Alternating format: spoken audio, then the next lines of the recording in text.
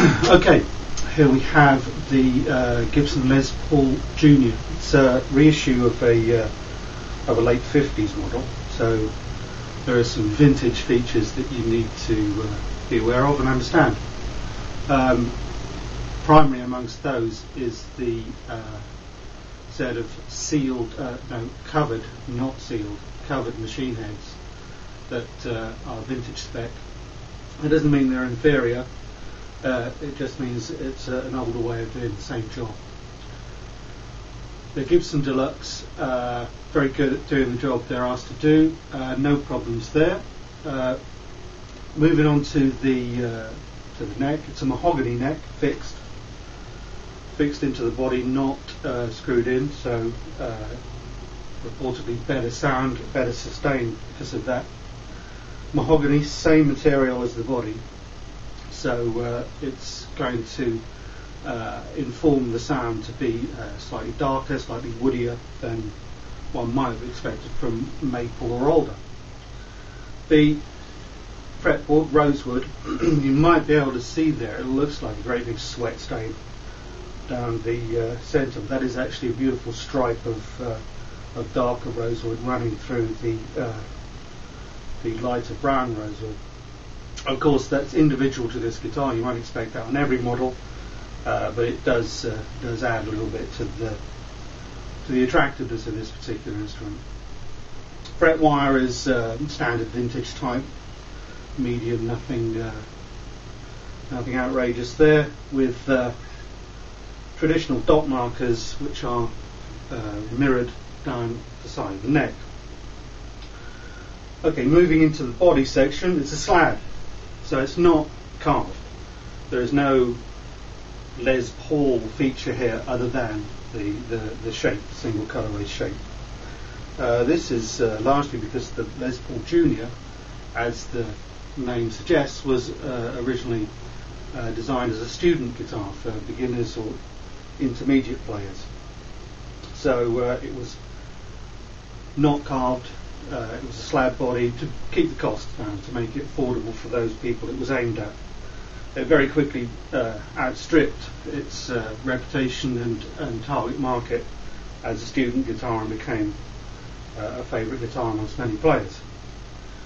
The scratch plate, I must just tell you, this looks dull and nasty. That's because the protective film is still on there. And this little sticker here says, please remove protective film. But I'm not going to do that because this isn't my guitar, it's going to be yours. The pickup, single pickup. You might think single pickup, that means, it's not going to be very flexible in the noises it makes. Well, to a certain extent that's true, but as we'll see when we plug in, this pickup is an extraordinarily nice sounding pickup. And if you like the sound of the P90, which is a single coil, then this is probably one of the best P90s you'll ever hear. The bridge, again, this is a vintage feature. It actually appears, somebody sent me today on email a copy of the original patent for the Les Paul, dated somewhere around 1955, and this bridge features in that patent. So it is 55 years old. It's a wrap over or wrap around bridge. Strings go in this direction and then pulled through, wrapped over the bridge on their way up the neck. There is no individual saddle, which you're probably used to seeing on modern guitars or modern design guitars, but there is a compensated ridge there that allows the instrument to play fairly well with good intonation. There are a couple of strings here that are very, very slightly sharp, but you'd have to have perfect pitch to hear that. And I certainly don't have perfect pitch. You can adjust this bridge backwards and forwards slightly, so you can tilt it backwards and forwards if you wanted to tweak out any intonation problems. And if you change the gauge of the strings, you may well need to do that. That's done by little Allen screws here and here. The height of the bridge, which determines the action of the strings, is adjustable by these large screws here. If you ever adjust these things, these chrome bridges, please put a piece of cloth over your screwdriver before you do so. In keeping with the simplicity of the machine, we have a single volume and a single tone, and the output jack is at the bottom edge. If you ever need to get to the electronics, you go in through the back door. The finish is what I believe is called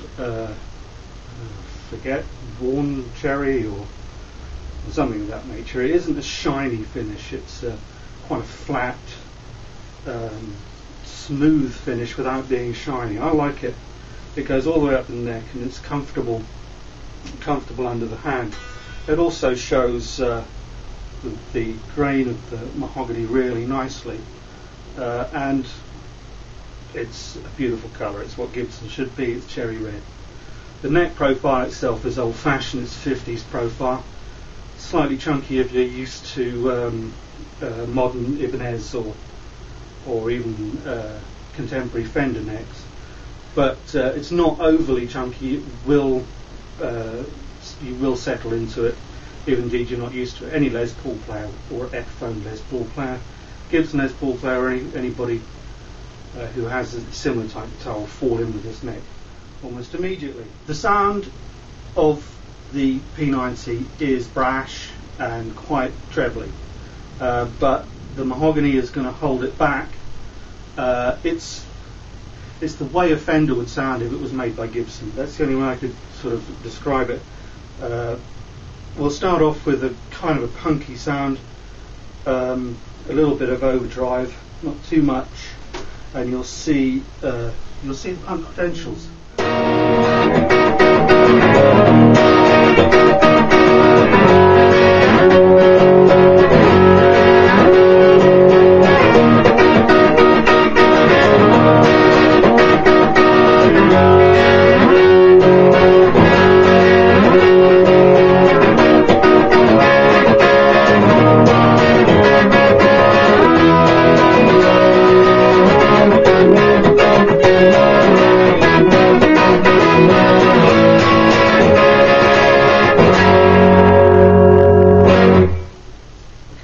So that's punk, classic punk. Can it do anything else? Yes. If you wanted to play some rock, you could do that. You take the overdrive up slightly. But you'll notice it's a kind of a middly scooped out sound, which is nice. But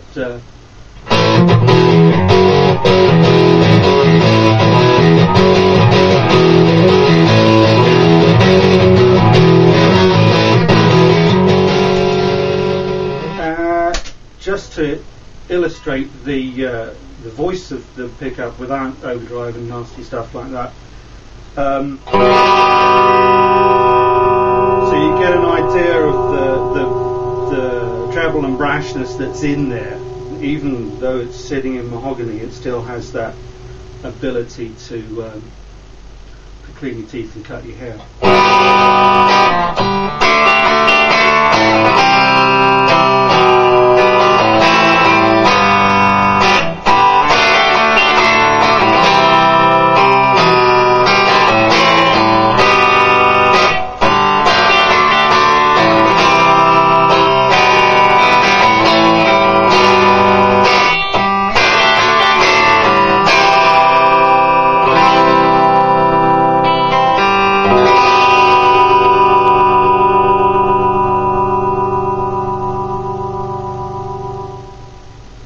If you're recording, that's a really nice sound to double track behind the more punky sound. If you get that, you might listen to some of the. But anyway, that is it in a nutshell. The Gibson Les Paul Junior. I think it's somewhere in the region of £600 or £700, depending on where you buy it. This one comes from imuso.co.uk, available online. 24 hours a day, so get your credit cards out. That is this guitar.